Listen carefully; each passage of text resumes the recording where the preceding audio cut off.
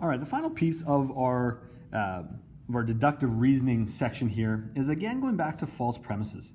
Okay, so if we have false premises and incorrect calculations, they can creep into our algebraic proofs, and they can also make them invalid. Okay, and so we got to be careful in those circumstances, and you might see one or two in our assignment today where there is an error that was made algebraically, and we need to try to catch those errors. There is a very cute video. If you've ever watched Big Bang Theory, one of the characters, Sheldon, is a brilliant scientist, and he brings a paper to Stephen Hawking, who is another brilliant scientist. And he has this elaborate proof, which is pages and pages and pages long, and yet there's an error on page 2. He made an adding mistake on page 2. That can be, that's a false premise. That's an incorrect calculation, and it can throw the entire thing completely out the window. And that does happen. And so we have to be careful for those. Sometimes we can disprove a conjecture, okay? Is again much easier than proving it. Okay, so sometimes someone has shown that something works algebraically, but if we can disprove it with one, fact, which is actually correct, then there's probably a mistake in their algebra, and that again is what we call a counterexample. Okay, it's an instance that does not fit the rule in question. We can solve that inductively. We just have to find one example. We don't have to come up with a proof on it. We just have to find one example of where it doesn't work.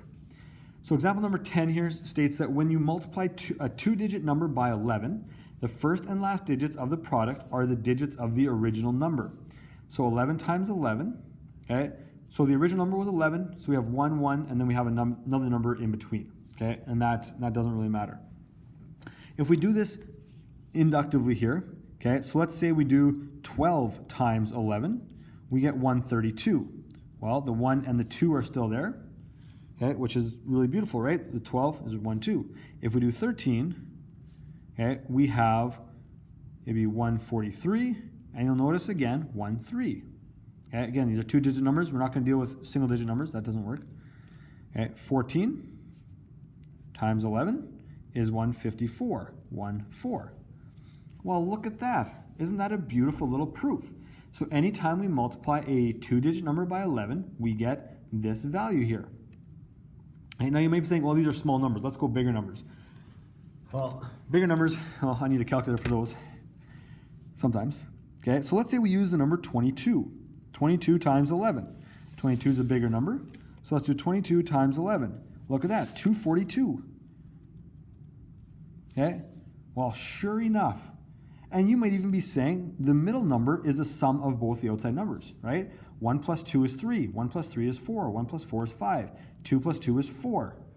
My goodness, this is a sweet little proof, and that might help you learn multiplying by 11. But can we find something that does not work? Well, needless to say, we would have to make sure that we would prove this across all values, and that could become pretty difficult. Or we can just go through and let's see what happens when we get a somewhat different number. I'm going to use 29. I've done this proof in the past. Okay, so we're going to use 29 as an example. 29 times 11 is 319. Okay, the 9 still works, but the 3 is different. Okay, and then 9 plus 3 is not 1. It's 12, and there's nothing, well, I guess there's a 1 in 12, but this one does not work. So this one right here is what we call a counterexample. Okay, it's one that does not work. And we could find, there's actually numerous ones that don't work. All you need is one. If there's one that doesn't work, throws the whole thing out the window, okay, and you do not have to worry about the rest of it. So now based on that, I'd like you to complete assignment number 2, questions 8 to 14.